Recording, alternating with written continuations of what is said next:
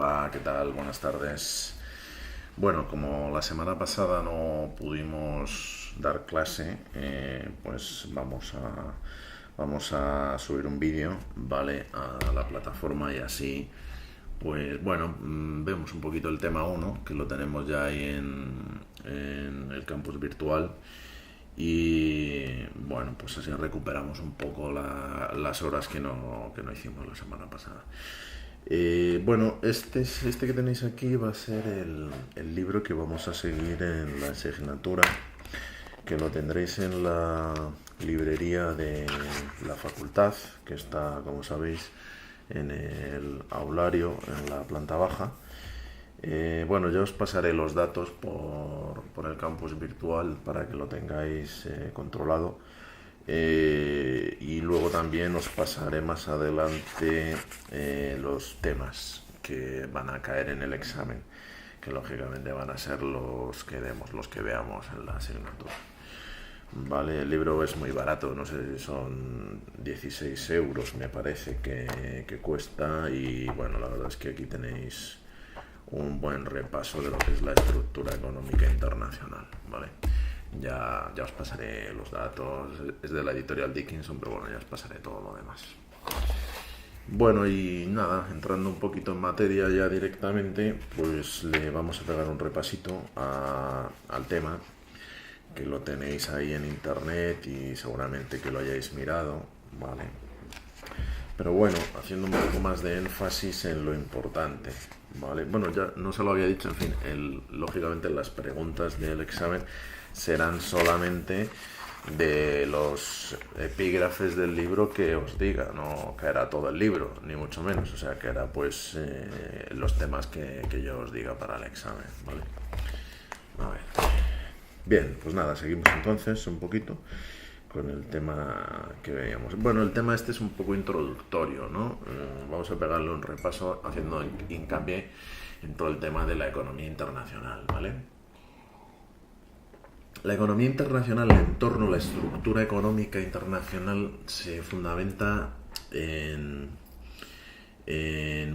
unas características un poco especiales, ¿no? Lo decíamos el otro día en clase, que la economía internacional no tiene jurisdicción. Tú no puedes acudir a los tribunales, ¿vale? Cuando hay alguna discrepancia, cuando hay alguna falta de entendimiento. Entonces, al final se rige un poco por los acuerdos privados, ¿vale?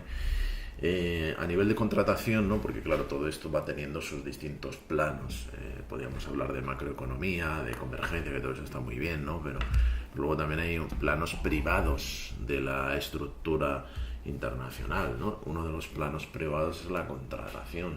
A nivel contratación, pues una de las características clave, yo diría que es el acuerdo entre partes, ¿vale?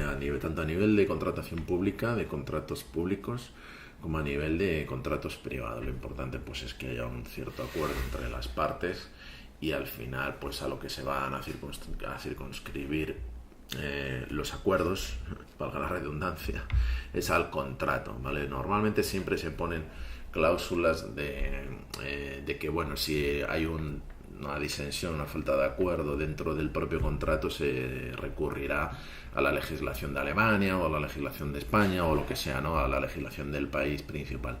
Pero la realidad es que luego esto es muy difícil, ¿vale? La realidad es que luego acudir a un arbitraje es muy caro y también muy lento, difícil, complicado, ¿no? Entonces es muy importante marcar bien los términos del contrato. Es muy importante huir de la complejidad innecesaria en un contrato, ¿vale? Yo en el otro trabajo, en el que no es de profesor de universidad, yo trabajo con contratos, y es fundamental que a la hora de hacer un contrato internacional intentes ser lo más claro posible, y que intentes atraer a la otra parte también hacia la claridad y la sencillez, huyendo de complejidades innecesarias, ¿vale? Bueno, vamos a ver un poquito el tema, en fin, fundamentos del entorno económico, ¿vale? Bueno, pues lo que valía hace 900 años, 1000 años, 2000 años, de que la economía es una ciencia que estudia la administración, ¿vale? De tu casa entendido en sentido amplio, tu casa puede ser el Estado, o tu casa puede ser también una empresa, o tu casa puede ser la economía familiar, ¿vale? El oikos griego, ¿vale? Eso es, al fin y al cabo, bueno, la empresa, ¿no? Porque, bueno, la economía actual está muy volcada hacia la empresa, ¿no? Podemos simplificar en que sería, pues eso, una administración, ¿no? Nosotros en la asignatura la tenéis un poco planteada más en sentido macro, ¿no? Si miráis la guía, pero bueno, realmente hay un montón de mercado en el ámbito privado, hay mucho hoy en día más que nunca, ¿no? Con la globalización hay muchísimas transacciones internacionales, el sistema financiero es eminentemente internacional, ¿vale? O sea que, bueno, aunque veamos cosas de macro, que está bien, ¿no? Y que al fin y al cabo es el entorno, es la estructura en la que nos movemos, también hay que ver, ¿no? Cómo está el mercado privado, y también hay que ver pues los condicionantes que tiene la macroeconomía, porque hoy en día la macro influencia a la micro y al sistema financiero, ¿no? Pero al revés también, y ahí lo hemos visto en la crisis de 2008, que al final la raíz de la crisis, quien generó la crisis, donde se gestó la crisis, fue en el sistema financiero, ¿no? Y luego lo sufrió el sector público. Entonces está todo totalmente interrelacionado, ¿no? El sistema financiero está relacionado con el Banco de España, el Banco Central Europeo, como reguladores del sistema financiero, pero también asimismo están relacionados con la deuda, muy relacionados. También asimismo la deuda está relacionada con el Estado, ¿vale? El Estado lógicamente es macroeconomía. Y la macro también, lógicamente, afecta al sistema financiero. Y luego aquí tenemos también el mercado de bienes reales, bienes y servicios reales, que también interactúan con lo financiero y con lo público, ¿vale? Bien, bueno, los distintos enfoques de la economía, ¿no? ¿Qué hace la economía? La conducta de los mercados financieros, muy importante. Examina la distribución de la renta, lo veíamos el otro día con la curva de Lorenz, ¿no? En clase. Sugiere fórmulas para ayudar a los pobres. Bien, tampoco hay que afectar negativamente a los ricos ni a los resultados de la economía en su conjunto. Lo que os decía yo en clase, o sea, está muy bien la distribución equitativa de la renta, pero eso no debe significar robarle a los ricos para darle a los pobres, ¿no? Hay que darle a cada uno un poco en función de sus méritos, y hay que premiar los méritos, y hay que un poco, en fin, sancionar los comportamientos improductivos, sancionar entre comillas, tampoco hay que meter a nadie en la cárcel, ¿no? Es un país libre, pero lógicamente no puede ganar lo mismo una persona que trabaja 15 horas al día, que tiene 3 trabajos y va de un trabajo a otro, pues no puede ganar lo mismo, no se le puede premiar igual que a una persona que no trabaja en absoluto, ¿vale? Entendiendo el trabajo en sentido amplio, ¿no? Estudiar pues también es trabajar, no, o sea, tampoco hay que ser talibán, no hay que ser, en fin, no hay que ser radical, ¿no? En temas de economía, y mucho menos en economía internacional, que ya lo iréis viendo que es un terreno muy poco, digamos, estandarizado, ¿no? La economía internacional está siempre muy sujeta pues al acuerdo entre partes, ¿no? Es como los derivados, pues que al final los derivados el mercado lo crean las partes. Si hay acuerdo entre dos empresas para crear un derivado nuevo, se va a crear el derivado nuevo, y si tiene éxito va a haber un mercado nuevo, ¿vale? Bueno, a mí este diagrama me gusta, ¿no? Este diagrama que tenéis en el tema me gusta, porque bueno, os explica un poco las interrelaciones, ¿no? La importancia de variables como la inflación, que son variables a nivel país, el nivel de empleo, el crecimiento del PIB, todo esto son objetivos, ¿vale? Se relacionan con políticas que son también un poco electoralistas a veces. La política fiscal lo estamos viendo ahora mismo, la política monetaria un poco menos, porque es más técnica y está un poco más alejada de todo el tema de los enfrentamientos políticos, ¿no? Pero bueno, también podría ser política cambiaria, lo hemos visto con la devaluación artificial del yuan renminbi, que viene siendo la constante desde en las últimas 3-4 décadas, y antes de China lo fue en Japón, y ha sido lo que les ha permitido crecer, ¿no?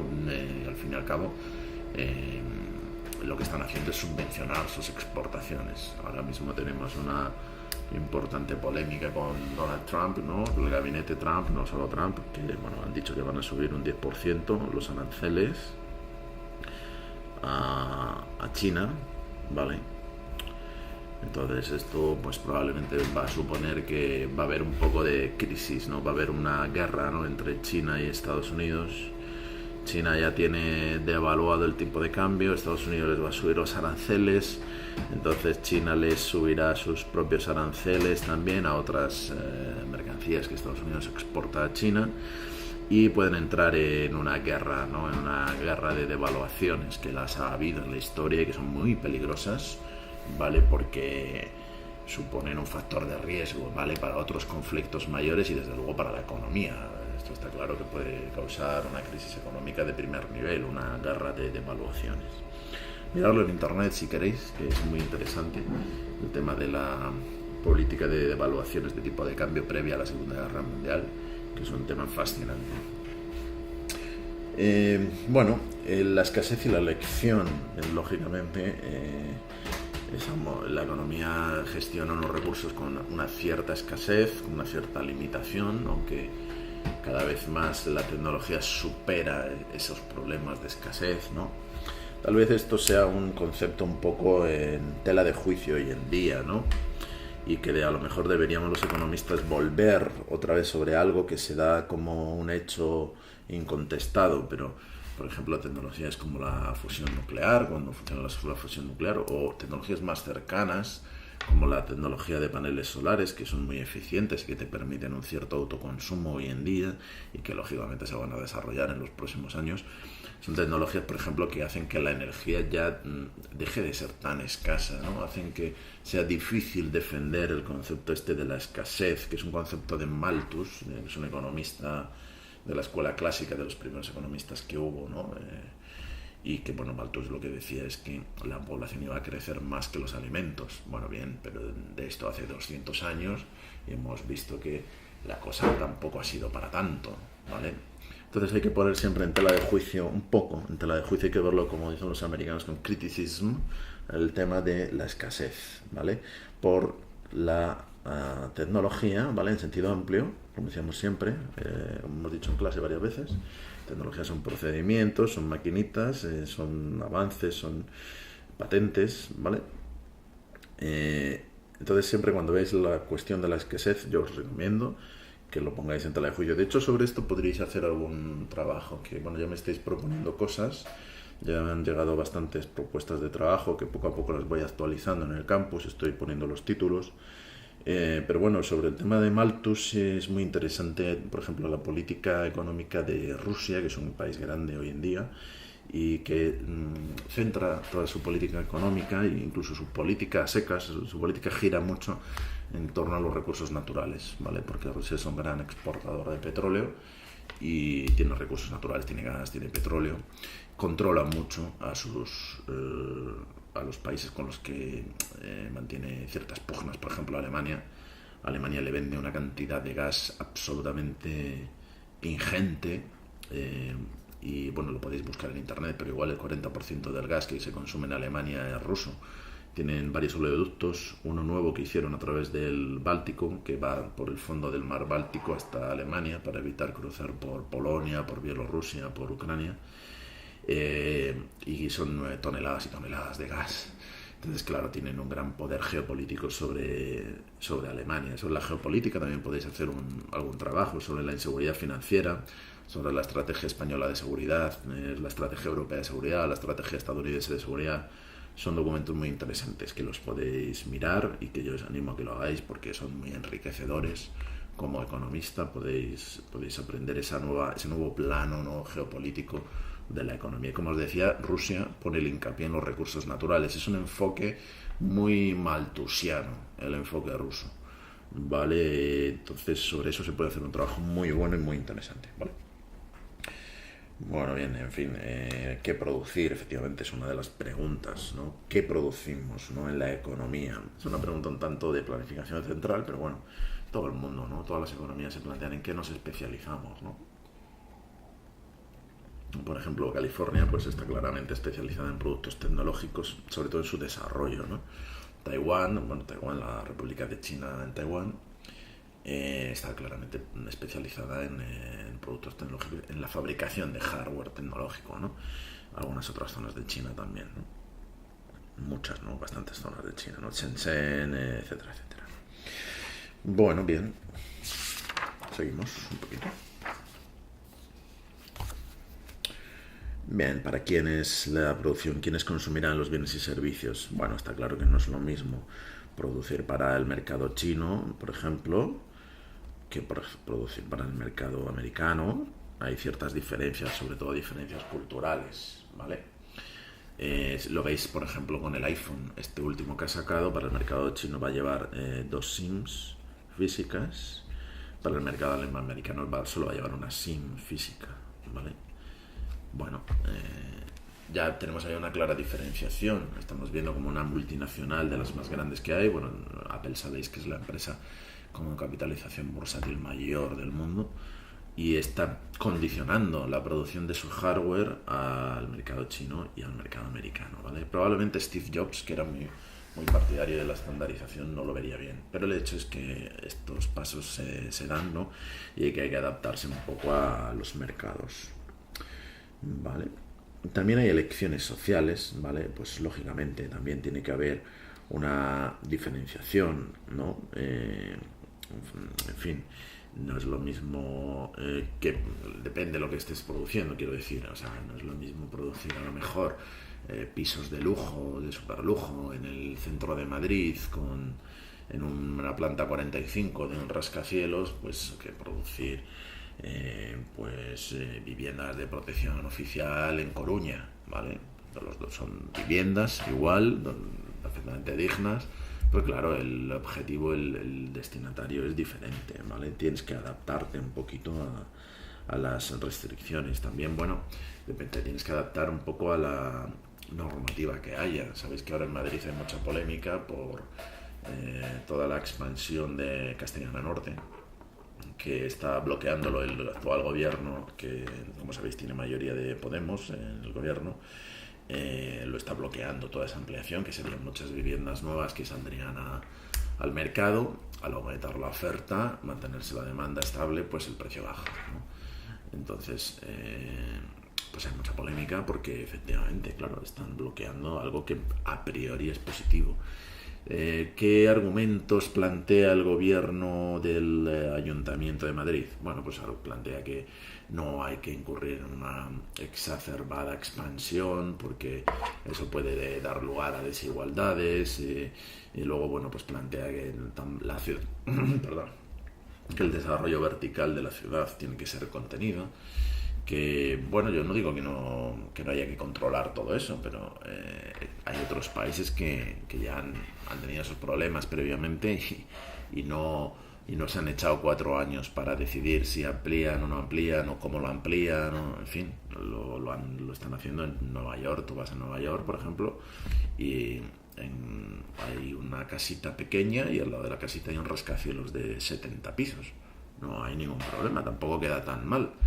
Lo importante es crear una ciudad que no tenga barreras, que tú puedas llegar al rascacielos sin inconvenientes, crear una ciudad en la que alrededor de los edificios haya jardines que sirvan también para la gente, crear una ciudad con buenas comunicaciones.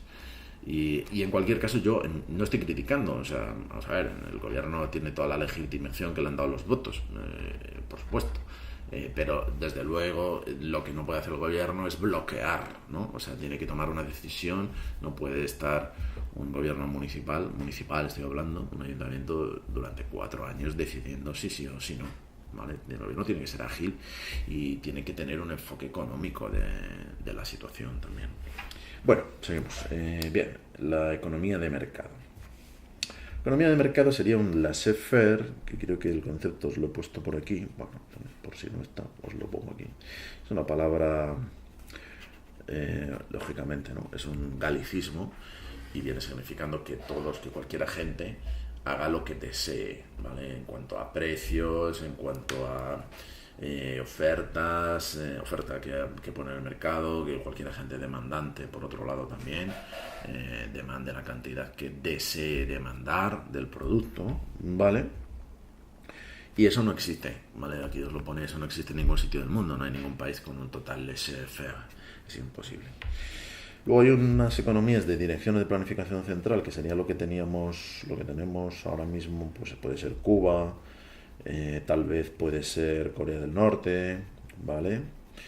Y que viene siendo, pues que un organismo, normalmente pues un organismo pues tipo Politburo en la antigua Unión Soviética, ¿vale? Un organismo de tipo político, funcionarial, decide cuánto producir, ¿no? Eso como en qué se plasma, en lo que hablábamos también el otro día en clase. Se plasma en que se decide cuánto gana un guitarrista, se decide cuánto gana un marmolista, se decide cuánto gana el director de la empresa, se decide cuánto produce la empresa, se decide cuánto tiene que demandar el mercado, en fin, se deciden cosas que no luego... luego se ha visto que no funciona eso, ¿no? Los experimentos que se han hecho, sobre todo en la Unión Soviética y en otros países comunistas en Asia. Pero, sobre todo, quiero decir que intenta sustituir al mercado, ¿no? Pues claro, la planificación central, cuando recién salidos de la Segunda Guerra Mundial, que era una economía de guerra, una economía de racionamiento, la gente venía de pasar una pobreza extrema, de pasar unas represalias extremas, campos de concentración, tanto en la Unión Soviética como en todo el territorio de la Alemania, de lo que sería el Tercer Reich de los alemanes, o sea, un territorio media Europa, vamos, desde Croacia, Austria, Polonia, en fin, a Francia, no solo Alemania, o sea, quiero decir, todo el continente, ¿no? Venía de unas penurias extremas, ¿no? Que bueno, pues es lo que Clausewitz llamaba la guerra total, ¿no? Es una guerra no solo contra objetivos militares, sino que al final es una guerra contra objetivos económicos, una guerra contra las fábricas, una guerra contra el metro, una guerra contra los puentes, una guerra contra los hospitales, ¿no? Se transforma en una guerra total y absolutamente dañina para la población, ¿no? Tanto civil como militar. Hay que evitar las guerras, que las guerras son algo malo, hay que buscar siempre, hay que trabajar para la paz, hay que estar preparado, ¿no? Por si surge algún conflicto, pero hay que trabajar para la paz. El tema es que, claro, en una economía de ese tipo tan estricta, digamos, una economía de guerra, pues sí, a lo mejor una economía de planificación central pues puede resistir un tiempo, pero claro, la situación normal no es la de una economía de guerra, la situación normal es la de la paz y de intentar aumentar las libertades de la gente en la medida de lo posible, ¿no?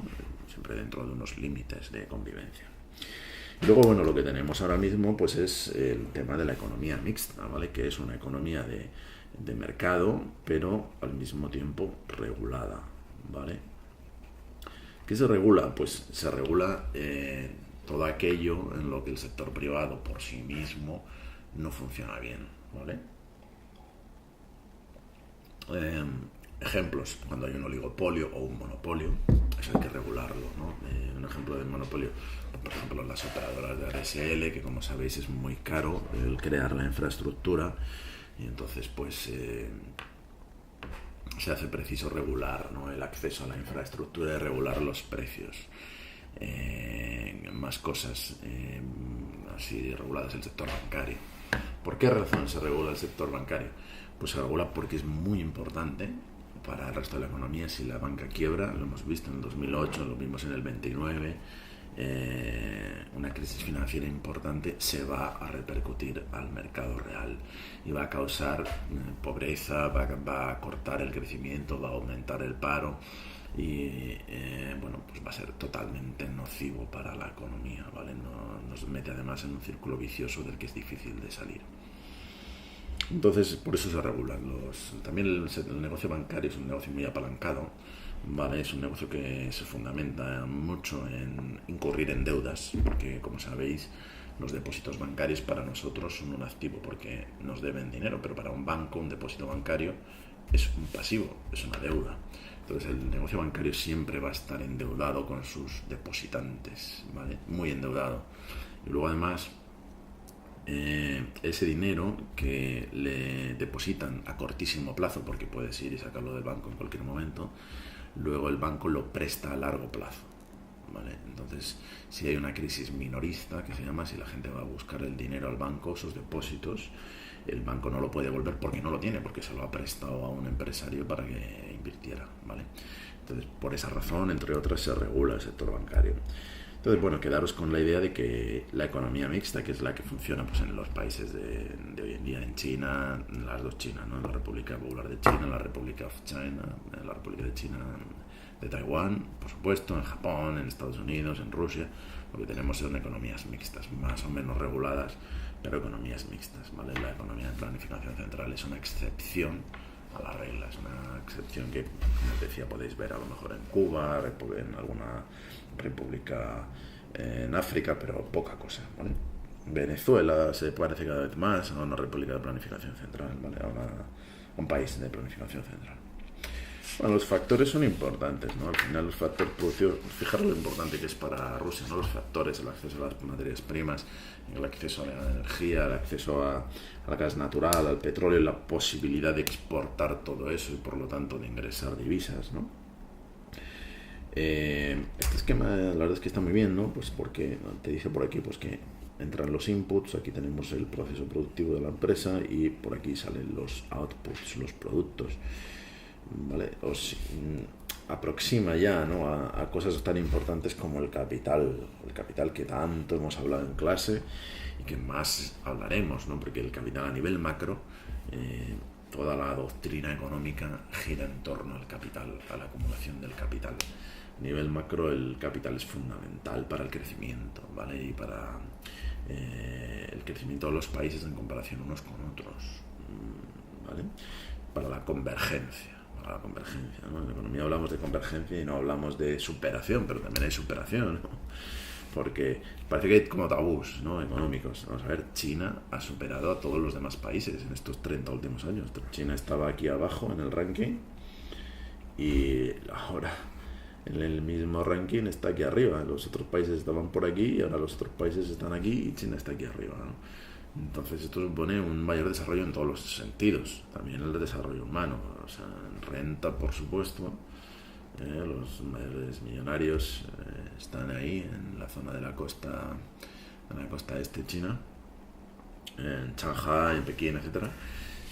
Pero claro, es que hay 300 millones de habitantes que tienen unas rentas superiores a las que tienen los habitantes de Estados Unidos o las que tienen los habitantes de Europa. Eso significa un acceso a mejores médicos, eso significa unos transportes mejores, eso significa unas viviendas mejores, eso significa una educación mejor, ¿no? El otro día veía que Javier Solana, que es un político español, que fue jefe de la diplomacia de la Unión Europea también, que fue ministro de España, que fue jefe de la OTAN, jefe político de la OTAN, está dando clases en una universidad de China. Pues si Javier Solana da clase en la Universidad de X de Pekín, pues no lo puede dar clase en la Complutense. Ese acceso a esa formación de primer nivel que tienen los chicos que están estudiando en esa universidad privada de Pekín, no la vais a tener vosotros aquí en la Complutense. De modo que, bueno, hay convergencia y hay superación. No tenemos que obviar los tabús, ¿vale? Por mucho que sean tabús. La frontera de posibilidades de producción te va a indicar un poco hasta dónde llega la economía, ¿vale? O sea, tú tienes aquí factores productivos en tu economía, un factor productivo y otro factor productivo, y la economía pues debe converger, digamos, a esta línea que es la frontera de posibilidades de producción. Esta línea es el máximo de producción que puede alcanzar con estos dos factores productivos de los que dispone la economía, ¿vale? Lógicamente, si está dentro, en este área de dentro, la economía va a ser ineficiente, y si está fuera no va a poder nunca salir fuera porque no se puede, no es posible alcanzar puntos fuera de la frontera de posibilidades de producción, ¿vale? Esta es definición, la explicación de la frontera de posibilidades de producción. Bueno, aquí veréis que puede pivotar también en función de los factores productivos, pues puede haber una mejora técnica solamente en un factor, solamente en este factor, de manera que la frontera de posibilidades de producción pasa de estar aquí a estar aquí. ¿Vale? Pivota sobre el factor productivo Y, ¿vale? Y se desplaza el factor productivo X, y aquí al revés, ¿vale? O también puede haber mejora técnica en los dos factores. Imaginaos que hay una mejora tecnológica que afecta a los procesos productivos en los que están involucrados los dos factores. Pues también hay un desplazamiento tanto en el eje de las X con el producto X como en el eje de las Y con el producto Y. Todos estos conceptos de macro pues son importantes, ¿no? También para comprender cómo el país se desarrolla, cómo el país compite a nivel internacional, ¿no? El consumo. ¿Qué es el consumo? Pues el consumo no deja de ser la demanda materializada, la demanda, los demandantes, las personas que viven en ese país demandan cosas. Cuando materializan esa demanda con una compraventa, se produce consumo, ¿vale? El consumo es muy importante para la economía porque, como sabéis, la ecuación de Keynes es consumo más inversión más gasto público más exportaciones netas. Entonces, si el consumo crece, aumentará el PIB. Si el consumo decrece, decrecerá el PIB. ¿Vale? Entonces, el consumo es muy importante. El ahorro, sí, también el ahorro es muy importante. ¿Para qué es importante el ahorro? Bueno, pues el ahorro lo que nos va a servir sobre todo es para disponer de capital. Ya lo apuntábamos en clase el otro día, ¿vale? Pero al fin y al cabo, si tú necesitas disponer de capital para invertir, ese capital tiene que salir de algún sitio. Si tienes que comprarte una máquina, del tipo que sea, necesitas a lo mejor, ponle 1 millón de euros. ¿De dónde sacas 1 millón de euros si no existe? ¿Vale? Parece un poco tontería, ¿no? Lo imprimo, sí, lo imprimes, pero si el dinero no vale nada, como en Venezuela ahora mismo, que están haciendo bolsos con los billetes, porque el billete no vale nada, no tiene ningún valor. Pues claro, si no está el dinero, si no hay depositantes que vayan al banco y dejen el dinero y luego el banco se lo presta al empresario y el empresario haga su empresa, no hay nada que hacer, ¿vale? Entonces el ahorro también es importante, ¿vale? El ahorro es importante porque nos permite tener acceso a proyectos, nos permite desarrollar proyectos. Por cierto, ¿sabéis de dónde vienen las barras del dólar que luego se han copiado en el euro? Pues vienen de la primera moneda global que hubo en el mundo, que es una moneda española, que es el real de A8. Que, bueno, si lo veis en internet o si os compráis uno, se pueden comprar reales de A8, de 1700, de 1800. Tiene las columnas de Hércules dibujadas, ¿no?, en el globo terráqueo. Tiene 2 columnas de Hércules, las columnas de Hércules del final del Mediterráneo, de Cádiz. Entonces de ahí salió, luego se ha ido derivando hasta el dólar. Yo escribí un artículo sobre eso muy bonito. Y bueno, de hecho, en la bolsa de Nueva York las acciones cotizaban a octavos hasta los años 80. Se han cotizado toda la vida hasta los años 80 por octavos, ¿vale? Los octavos es por el real de A8 español, ¿vale? Todo eso es muy, muy bonito también para superar, ¿no?, la leyenda negra esa del Imperio Español, ¿no?, y para ver un poco la influencia positiva a nivel económico también que tuvo España, ¿no?, en el mundo entero, ¿no? El real de A8 se distribuyó por todo el mundo, incluso en China. Hay reacuñaciones chinas, hay resellos filipinos, bueno, por supuesto, en todo el mundo, en toda América, por supuesto, América del Norte, América del Sur, en las islas, en toda Europa, en Flandes, en Italia, en fin, muy distribuido. Bueno, muy bien. La especialización, bueno, efectivamente, esto es un tema importantísimo de comercio internacional. Los países tienden siempre a especializarse, ¿vale? Porque siempre les va a salir mejor la especializarse. Si queréis buscar, las contribuciones son de un economista inglés clásico, del siglo XIX, que se llama David Ricardo, que tiene apellido hispano, apellido español. Es un economista muy conocido de la escuela clásica, de los primeros. Entonces, la especialización, bueno, pues todos los países se especializan. España está especializada, pues por ejemplo, a nivel industrial nosotros producimos muchos coches y los exportamos, aunque las empresas no son de capital español, pero las fábricas sí que están aquí por el desarrollo tecnológico del país, ¿no? También hay fábricas de componentes, de cajas de cambio, hay exportación, hay bastante exportación, ¿no? Tenemos fábricas de Ford, de Mercedes, Volkswagen en Zaragoza. En fin, hay bastante industria automovilística. Es de los mayores exportadores del mundo, aunque no lo parezca. Luego también nosotros, por ejemplo, estamos especializados en turismo. El turismo también es una industria en sí misma y lo hacemos muy bien y debemos de cuidar mucho esa industria y no debemos de pensar que va a estar ahí para siempre. Tenemos que cuidarla, tenemos que trabajarla, tenemos que mejorarla y también tenemos que mejorar en otros aspectos que afectan mucho al turismo, como por ejemplo la estabilidad política. O sea, una inestabilidad política como la que hay como la que podríamos tener ahora en Cataluña con el tema este de los regionalismos. Esto perjudica mucho al turismo, no solo al catalán, por supuesto al catalán también. Al final los más perjudicados por el regionalismo siempre son las personas que están allí, que son los que están intentando aislarse de los demás, ¿no? Pero es por ignorancia, es por desconocimiento, ¿no?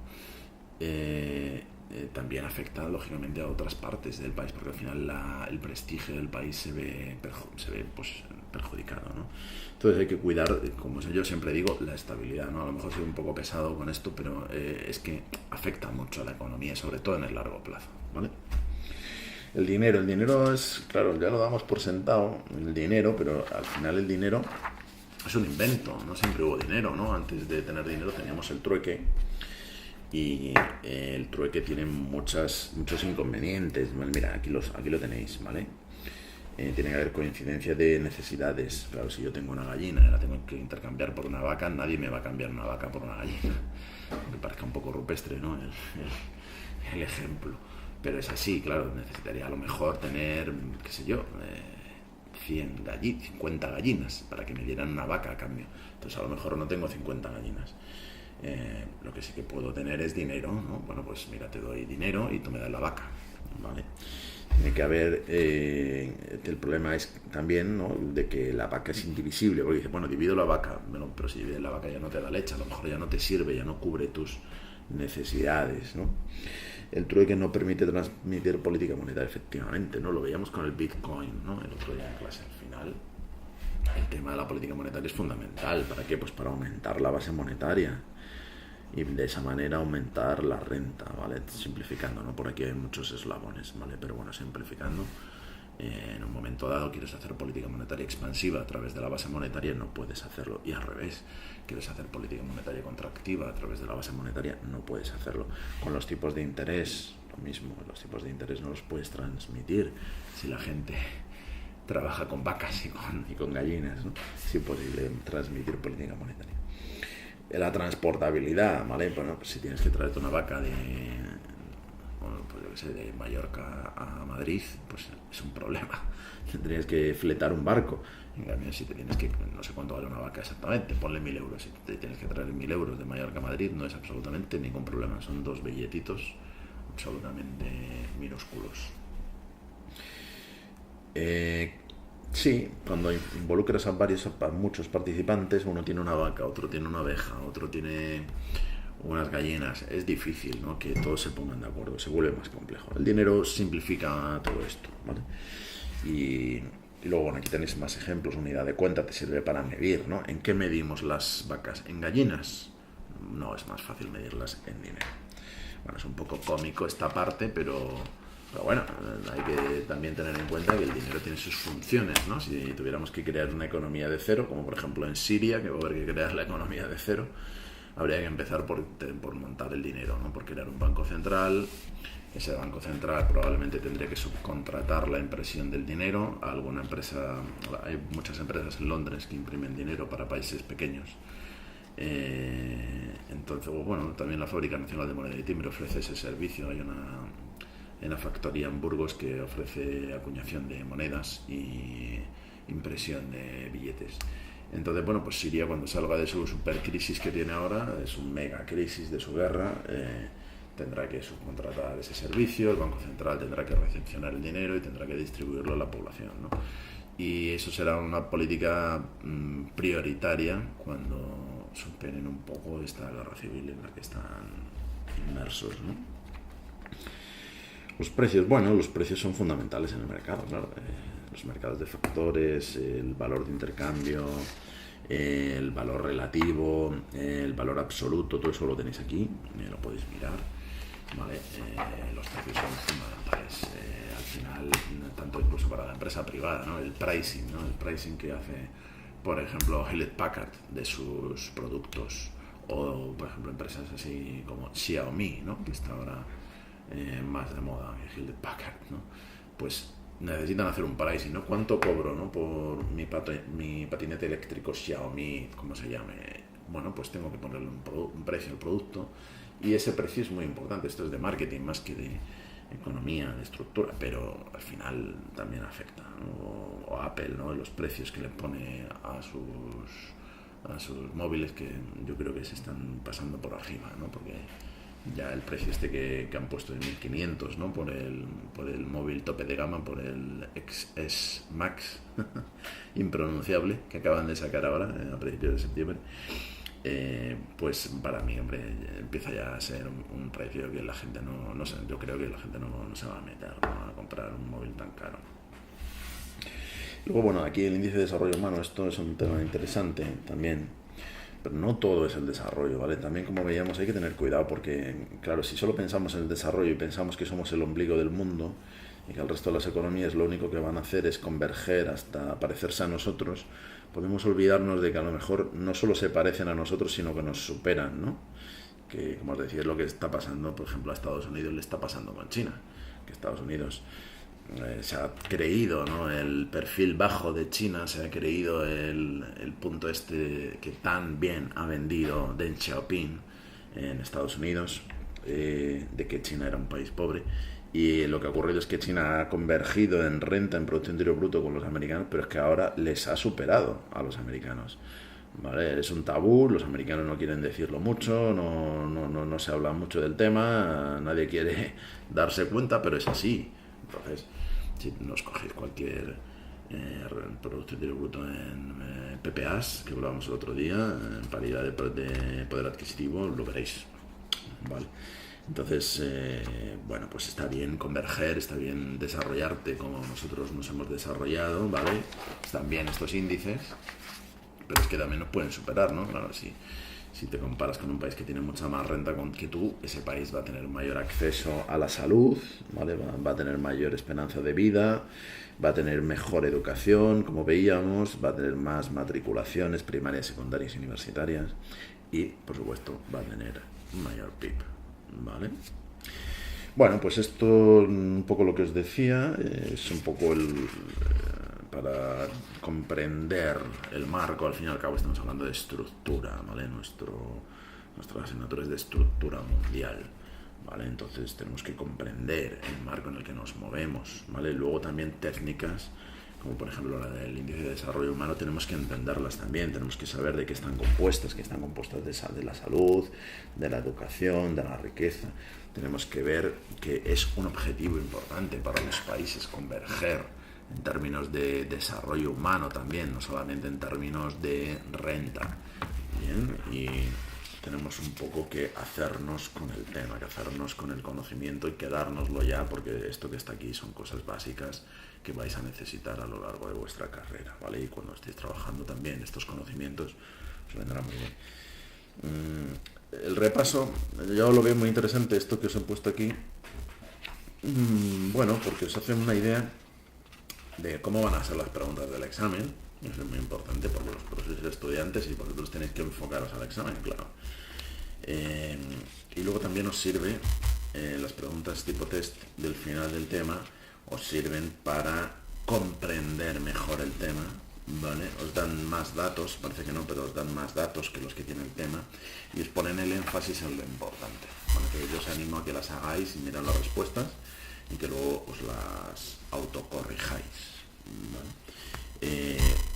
De cara al examen, yo mi examen no lo voy a poner muy difícil, no va a ser muy difícil, pero sí que hay que estudiar, o sea, sin mirároslo nada no vais a poder aprobar, tenéis que estudiar un poquito, tenéis que mirároslo, ¿vale? Entonces yo os animo a mirároslo, os animo a estudiar un poquito y a sacar la asignatura para adelante, que es una cosa muy bonita, ¿no? Tener una carrera universitaria y poder aportarle a la sociedad pues vuestra experiencia, cuando tengáis una experiencia laboral, cuando terminéis pues vuestros conocimientos y poder contribuir, ¿no? Al máximo nivel en la sociedad en la que estáis, o incluso fuera, si os vais a trabajar fuera, si queréis trabajar fuera o dentro, incluso bueno, pues podéis en el sector público también, si cuando termináis la carrera queréis opositar. Yo también preparo oposiciones, ya sabéis cuál es mi correo electrónico, lo voy a poner aquí, que es grealba@ucm.es. Bueno, pues si queréis enfocar por el lado del sector público vuestra carrera profesional, pues puede estar interesante hacer una oposición, ¿vale? Que es, pues a lo mejor puede ser un curso más, pero sabes que tienes, después de ese estudio, sabes que tienes un trabajo fijo, con una estabilidad laboral, con una proyección de carrera, con destinos en el exterior, con posibilidad de hacer cosas bonitas fuera de España, dentro de España, en fin, que bueno, que para el futuro pues lo podéis pensar, ¿vale? Y bueno, nada más, ¿vale? Dejamos aquí lo que es el tema 1 y nos vemos mañana en clase y seguimos dándole duro a la economía internacional. Un abrazo a todos.